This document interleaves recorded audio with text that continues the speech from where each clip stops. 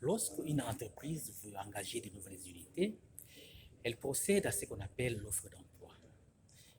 Et dans cette offre, vous trouverez des rubriques telles que 40 heures de travail garanties, plus quelques heures supplémentaires, un bon salaire, beaucoup de bénéfices, une retraite bien garantie.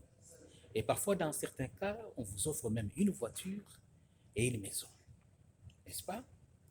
Alors, vous avez le choix, soit d'accepter de travailler pour l'entreprise, ça signifie de vous soumettre à l'autorité ainsi qu'aux règles établies de l'entreprise, soit alors vous refusez l'offre et vous allez continuer à travailler à votre propre compte. Alors, une fois que vous avez signé votre contrat de travail, ce dont le patron attend de vous, ce n'est pas que vous puissiez prouver combien vous l'aimez ou combien vous aimez le travail, pas du tout.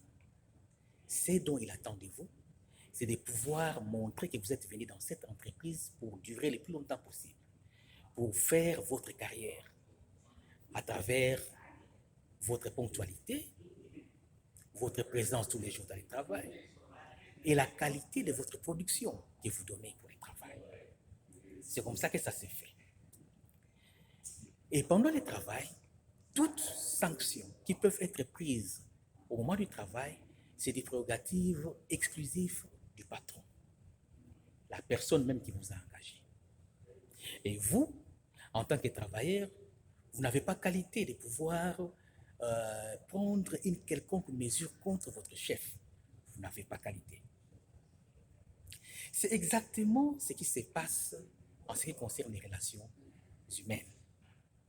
Lorsqu'un homme veut avoir le cœur d'une femme, il va mettre tous les moyens qu'il a à sa possession pour conquérir le cœur de cette femme-là.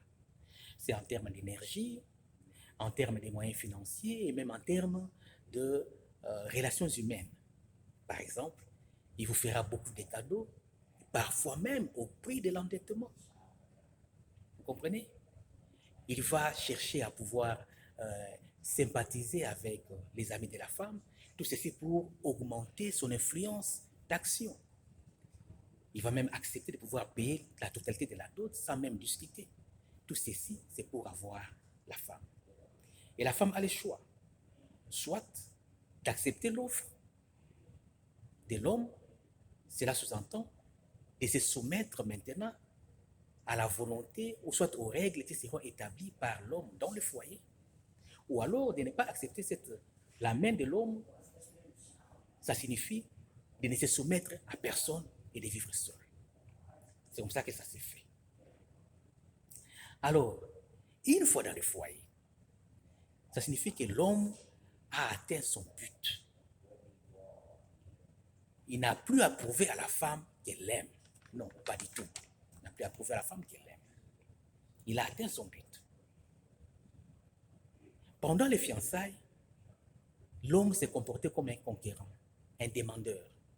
Maintenant qu'il a la femme, c'est à la femme maintenant de prouver qu'elle est venue dans la relation pour durer le plus longtemps possible.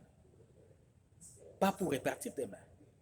À travers le respect, et à travers son obéissance, et à travers la manière dont elle tient le foyer. Vous comprenez? C'est comme ça que ça se fait.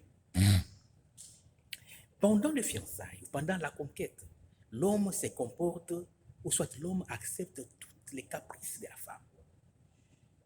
Voilà pourquoi il lui fait des cadeaux. Mais une fois dans le foyer, l'homme prend maintenant la casquette de chef et il impose respect. Vous savez quoi?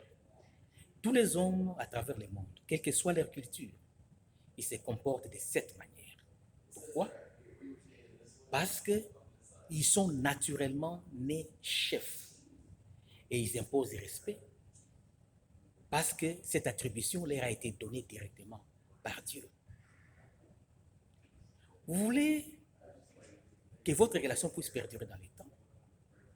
Arrêtez de confondre la période des cadeaux, la période où toutes les caprices étaient acceptés, aux réalités actuelles du foyer.